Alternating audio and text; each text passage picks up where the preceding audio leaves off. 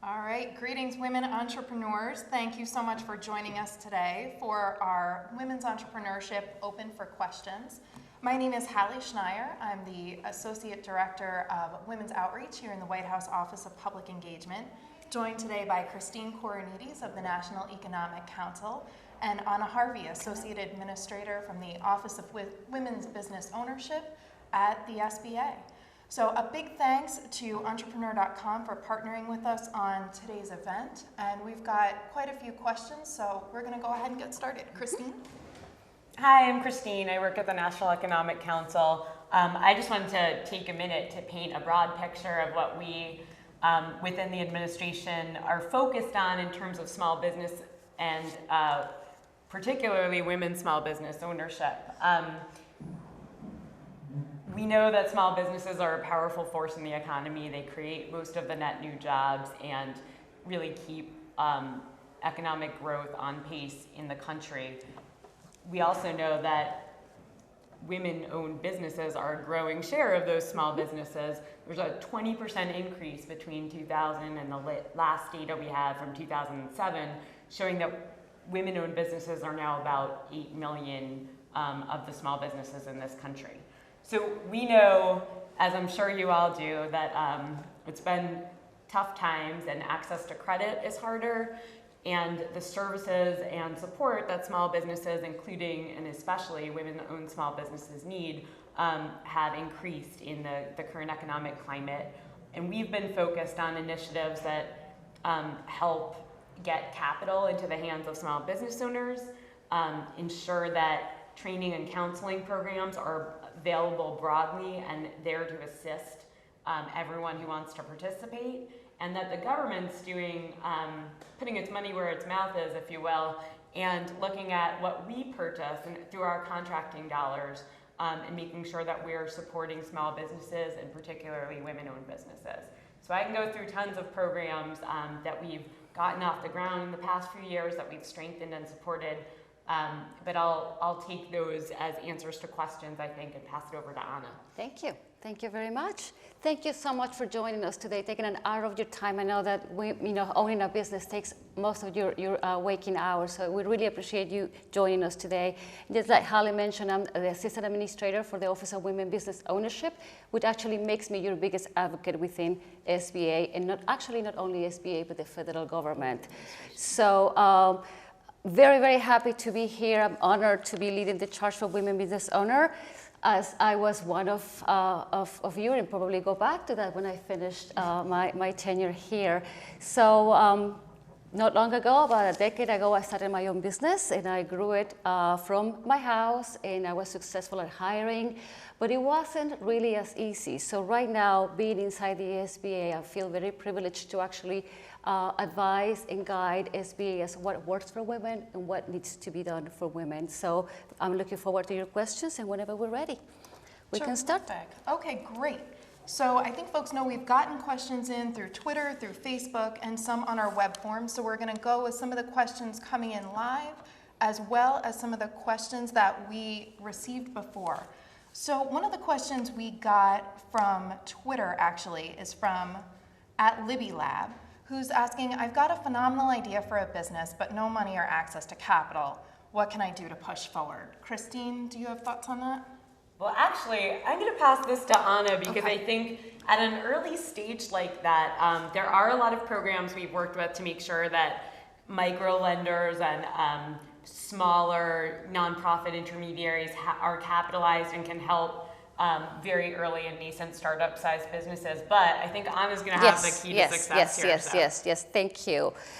Libby doesn't say where you are located, but I just want to tell you about an incredible resource for women that the SBA has to offer, and that is the Women Business Centers. I have 110 Women Business Centers, and I said I have because I'm the director of those centers. They are like my pride and joy to actually know that last year the Women Business Centers trained and or counseled about 160,000 mainly women in the country, because men, of course, are always welcome to come into our doors. But one thing that I want to mention is that if you haven't heard about the Women Business Centers, it's very, very important that you go to sba.gov, and we'll give you more information on how to find it. But if you actually have a great idea, but you don't know what to do next, the first thing you need to do is get a counselor or a mentor or a trainer that actually tells you how to actually implement that idea. The idea in your mind is great. We need to make sure it's going to work in real life, that you're actually going to make some money out of this, because remember, now you have to start thinking about it as a businesswoman. You're here to make money and maybe reinvest in your community, but you need to make sure that that idea is firmly put down on a piece of paper, and the Women Business Centers could actually help you do that. Other resources that we have at the Small Business Administration are the Small Business Development Centers and also the SCORE counselors. All together is about, 13,000 SCORE counselors, 900 Small Business Development Centers, and 110 Women Business Centers. So you're not far from help. So before you actually get your idea into practice, you need to sit down with a counselor to make sure that idea makes perfect sense. Because I know it makes sense in your head, we just want to make sure it makes sense in real life. I just want to add one thing. As I think that's a really important point, and as I've kind of talked to a bunch of people, some people have their plans developed and they're good, sound plans. Going to see that counselor can still help you if you have a solid plan. Those folks on the ground have relationships with lenders, with investors, and sometimes I think, as we've seen throughout the past few years, you don't know whether to go to a bank or a CDFI or a nonprofit lender in your community, and those folks at the Women's Business Centers, at the Small Business Development Centers, can really help match up your specific case with a lender or a financer that specializes in cases like yours. So even if you have a solid business plan, still a good place to go, good connections to leverage. Wonderful. Okay, great. And another question that's come in via Twitter, and I'm not sure who wants to take this one, is from @OwlNational, asking, are there any community programs, training, programs like that specifically target unemployed women age 40 and over, and could one or both of you speak a little bit about that? Want to talk about labor? Well, I know that it's a growing segment of the population with issues, especially been harder hit by recent unemployment than other segments. We do have a number of Department of Labor one-stop shops, and those shops kind of, in addition to traditional work around matching up unemployed workers with opportunities, some have some really good programs around self-employment and business ownership skills. There has been a lot of federal dollars pumped into training and workforce development programs throughout the country in the past few years. So I would start with some of those Department of Labor training programs, but there are other opportunities that Anna can talk about as well. Right. So that's one thing if you want to acquire new skills. But if you want to start a business, then you come to the SBA. Again, I'm sorry, I'm going to go back to the centers, but it is an incredible resource. So you might want to partner with somebody else to tap some new opportunities. You need new skills, or actually build a business that is the Women Business Centers or the other resources at the SBA could also help you. Actually, I just also want to mention that we have district offices around the country, about 68 of them, and that is a good place to come and just get the whole view of what SBA has to offer, because they're not going to be talking only about a business plan or about contracting to the federal government. They will give you the whole overview of what, the different avenues that you can explore to be successful. So I think there is plenty of resources. Hey, Anna, just in case there's folks watching or looking who don't know, what's the best way to find your closest district office if you haven't been in before? Right. So the easiest way is to actually go to sba.gov. In the main page, there is a button that says SBA Direct. If you enter your zip code right there, then you're going to see a whole entire list of every resource that is closest to you. So if you are geographically far away from a Women Business Center, there is always a district office or a SCORE chapter, or even other resources from the federal government that are closer to you geographically. So sba.gov, SBA Direct, and enter your zip code. Terrific. Okay. And Bernadette Rivero just asked a question on Facebook. that I think pertains to a lot of women. I know we hear this a lot. Where can small and mid-sized women-owned businesses and owners find mentors? Right. Probably during the last year, I have engaged with over 2,000 women, like one-on-one. I did a lot of traveling this year, and one of the biggest requests was for a mentor. Where can I find a mentor?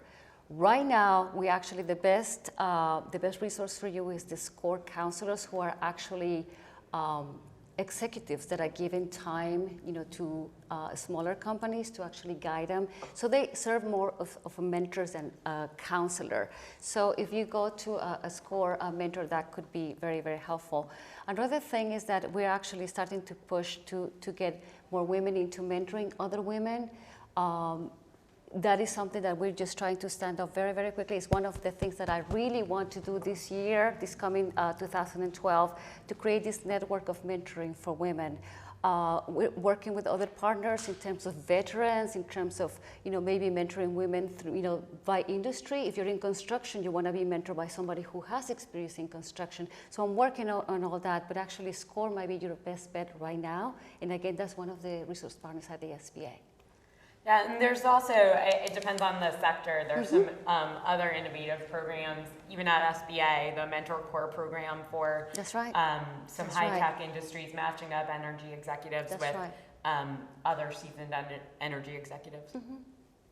Terrific. And T. Thompson has asked us, in understanding there might be funding to retrain displaced workers, veterans, and others, how can information to those resources, where should folks access them?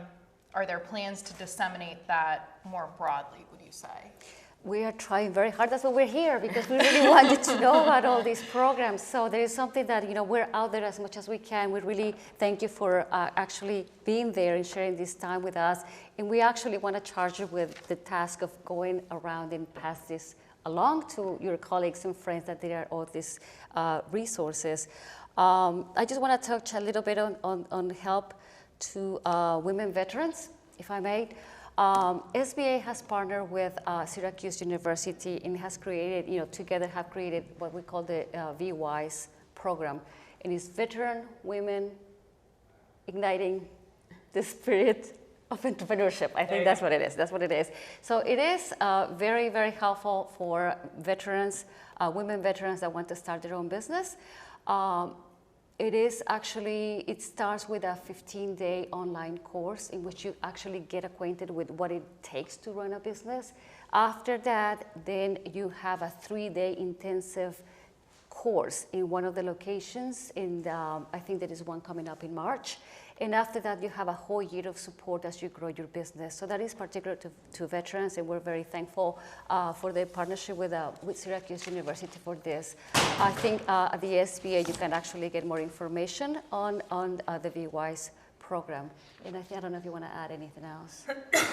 Yeah, to find out more about the training programs that exist, I would start with the Department of Labor and look for your local Department of Labor one-stop shop that should be pulling together some resources from labor and education, other federal agencies, and those folks should be able to tell you where on the ground near you some different training programs that might meet your particular needs are. Okay, so a question came in, and Heather Beal just asked us this a second ago.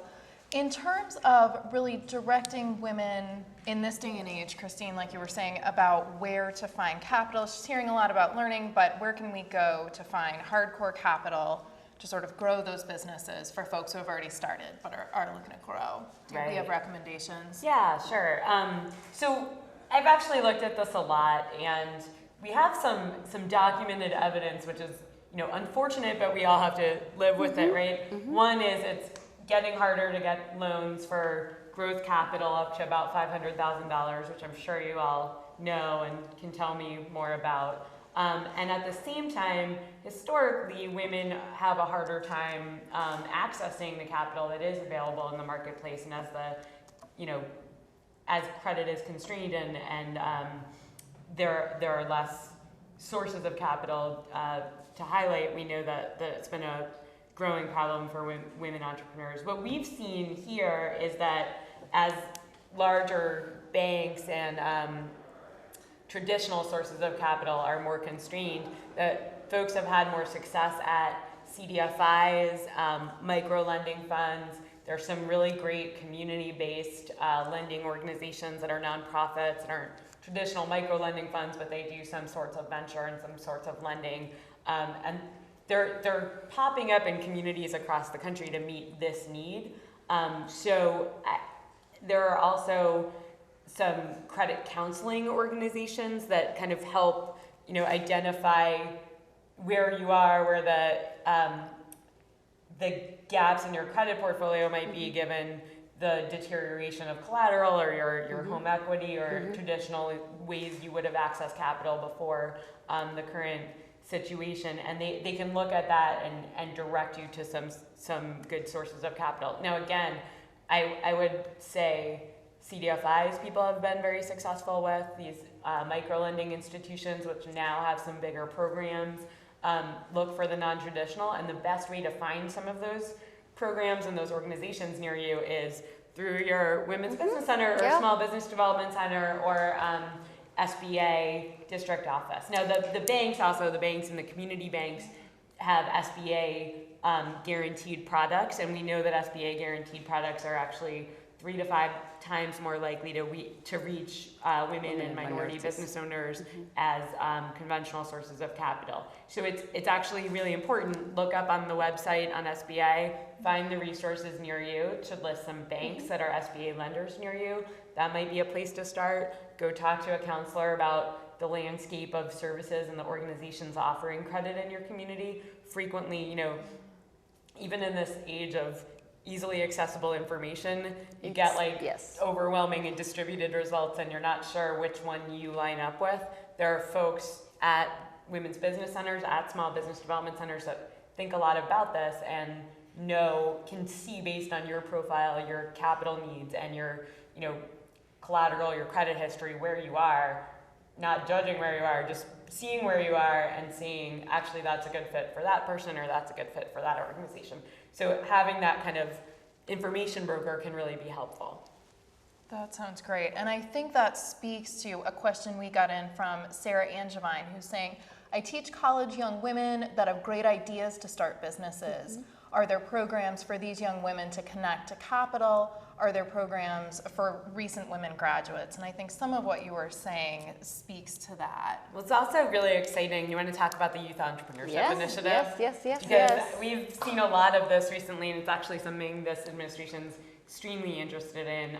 There's so much potential in young people. We want young people to be successful. We want to catch them really early, really early. So I think high school we're getting a little late to catch them, but I think young people have the brightest ideas. I have a couple of children. I have 2 children and a couple of children, and they have a view of the world that is very different, and it's actually what we need in terms of entrepreneurship. Innovation is really what is going to drive entrepreneurship in the years to come. So the SBA has become very, very aware of the importance of getting youth into the entrepreneurship spirit, not only spirit, but guided spirit, so they actually know how to do it.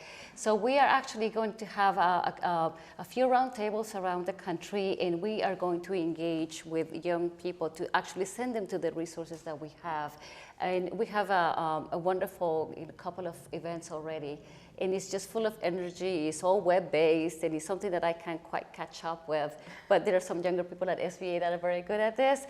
So again, we're just going to have the resources. And for example, we're going to also partner with the Department of Labor with the one-stop centers and other centers that actually deal with youth and partner them with our centers. So if there is not entrepreneurship taught at those centers, then they can pull out the resources of SBA to help them. So there's plenty of help, or actually not help, just assistance just to get them going. Young people don't need that much of a push. You just need a little bit of guidance, and we're just really excited that this is happening now. So 2 other things on that is one, as part of, as Anna was mentioning, we're trying to make sure young people are seeing the opportunities in entrepreneurship and business ownership. We're trying to encourage that and engage with them and identify the types of barriers and financing needs that they face. Two things we've done. One, the recent changes we announced in student loan income-based repayment are actually huge for young entrepreneurs. So making sure that after the expensive costs of college and sometimes graduate education, payments are reasonable and tied to your income, and that you have space to be innovative and creative and to chart your own path without being crippled by student loan debt.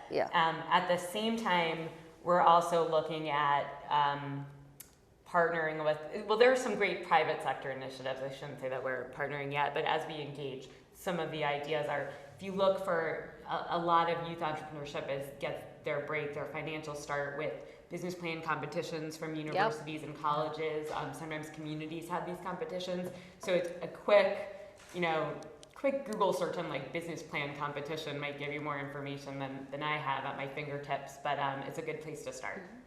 That's terrific. And folks seem to be connecting together and making deals as we're sitting here talking really? a lot about... Can you see all that in there? Yeah, it's pretty incredible. That's what happens when women entrepreneurs get together, right? So that's great to see, and talking a lot about these competitions. So if you haven't logged in through the Facebook page, be sure to do that.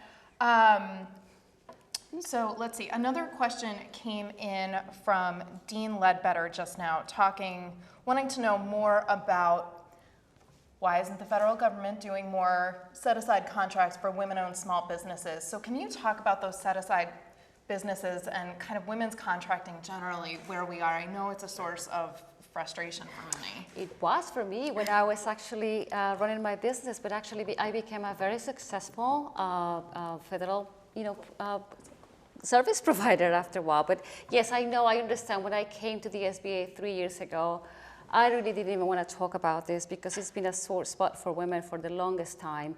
But something incredible happened in 2010, which is actually the SBA. One of the first initiatives, actually, not only SBA, but the whole entire Obama administration, is to fix this and make sure that women get at least 5% of everything that the federal government buys from companies, from women-owned companies.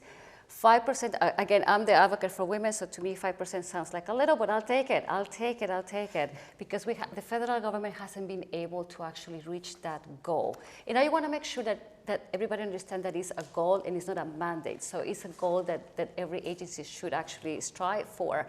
So very, very quickly in 2009, we didn't reach the 5% goal, but we were at 3.68% of that goal, which actually translates into $16.2 billion in the hands of women. Come 2010, we were at 4.4% of that goal, so we kind of inched up a little bit, and that translates into $17.4 billion in the hands of women. So what happened in 2010? Finally, the SBA actually implemented a set-aside contract program for women-owned businesses. That means that if there are two of you that can compete for a government contract, then you can actually go for it. It's more complex than what I'm trying to say right now, and I would actually refer you to sba.gov/WOSB, that stands for Women-Owned Small Business. You can get all the details about that. The only thing that you have to keep in mind is that that company has to be owned by one or several women. 51% of that company should be in the hands of one or several women. That's the main kind of threshold to actually be considered women-owned. So definitely now 2 women could actually compete for a number of contracts with the federal government. It's a really, really good improvement over what we had some years back. Are we satisfied with this? Of course not. We are going to keep pushing forward to increase the number of industries that could actually be included in the set-aside program. But it was an incredible start because this program actually languished at the SBA for about 10 years. And it took 10 months for this administration to give it a good kick. And get these women the opportunity to compete for government contracts as a set-aside program. Right, and that's one of the tools that's really important, and I just want to emphasize that across the government, one of the White House-led initiatives has been to really hold the agencies accountable for meeting the government-wide 23% goal for small businesses. So the government spends about $400 billion a year buying things, and we try to, in 2010, we had about 100 billion of that go to small businesses. We almost reached the 23% goal, 22.7. So we have sub-goals for service-disabled veteran businesses, women-owned businesses, 8A and hubs-owned businesses. And what we've done at the White House level is bring all the heads of procurement from different agencies together and really focus on plans and best practices for how to meet those goals. So we've increased performance standards, so procurement officers are held directly accountable for meeting those goals in their kind of HR performance plans. Some agencies have implemented that.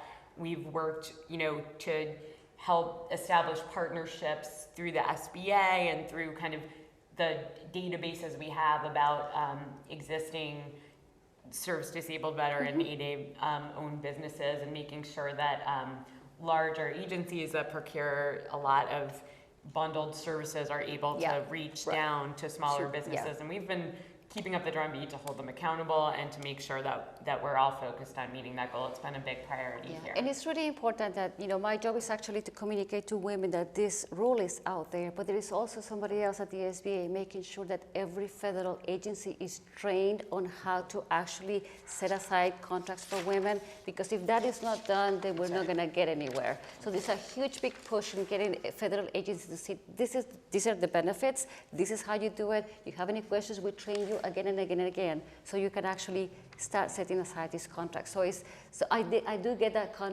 question a lot when I travel. Is that we're training actually federal agencies. And it makes a difference. I mean, we've actually the past 3 years increased the amount and the percentage going to small businesses after years of that amount and that percentage declining. So these actions, while we have work to do, we want to increase the share going to small businesses and women. In particular, we're on the right path and we're keeping people together. Absolutely. So Rajna Heiser, I hope that answers your question, because you were asking about training for OSDBU. So I think that should hopefully take care of that. And I think we're probably ready to wrap. So Elizabeth Thompson asked a question that will help us conclude that. And I think, Anna, you've mentioned it, but do we have other web-based resources that we'd recommend to women interested in starting a business, and I would just add to growing your business and taking it to that next level? I was just waiting for the opportunity to mention about the National Women Business Council. The National Women Business Council is actually an advisory body that actually advises the White House, Congress, and the SBA on how to actually improve the climate for women business owners. So right now, they're going to release a lot of data on access to capital, how women have been accessing capital. There's incredible statistics about how when a business starts with, well capitalized, how much it grows, and it's just very, very easy for me. I mean, I know this, but when I saw it on a piece of paper, it's like, oh my goodness, this is incredible. We need to make sure that women are aware of this. So I really would like you to go to nwbc.gov for National Women Business Council.gov. They're advocates. They're supposed to advise us, and actually they're not supposed to. They do advise us on things that would benefit women business owners. So that I would actually, a good visit to that site is great, really, really great. And you have any more? So recently the Jobs Council called for, in our meetings with small businesses across the country, we heard a lot of people say that it's very hard to find all the different government programs that exist across multiple agencies and multiple sectors, and that we needed a place where we aggregated that information. So a few months ago, the president called for his chief technology officer, his chief information officer, to bring together the agencies and pull together, one site where you could access all the information you needed if you were a business, from a very small business to a large business, someplace you could go and search in a customized way to find what you're looking for, but to make sure all those resources were in one place. So that site, which we're getting close to launching and announcing, I think there's some shell and some information up now, is going to be businessusa.gov.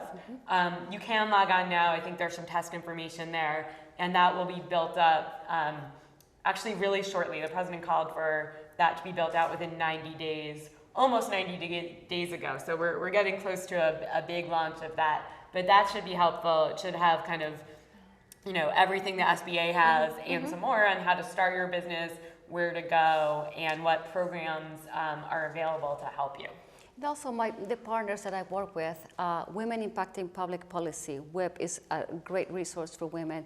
Now with the National Association of Women Business Owners, if you just go to the web and then you look them up, remember today is just your beginning of your search, because you're going to find a lot of information, a lot of help. So we're just giving you a little taste of all the things that you could actually tap into in your, I know that you're running your business during the day and probably at night, maybe between 2 or 3 in the morning. You could do this, because I know we're all very, very busy. So do you have any more questions? Terrific. Well, I think one more. Terrific. All right. So we'll also post everything at whitehouse.gov/CWG for Council on Women and Girls.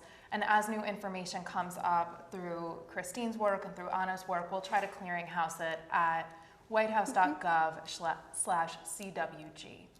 So I think that'll do it for now, and we'll share more information as it comes out. Thank you. Thank you. Thank you.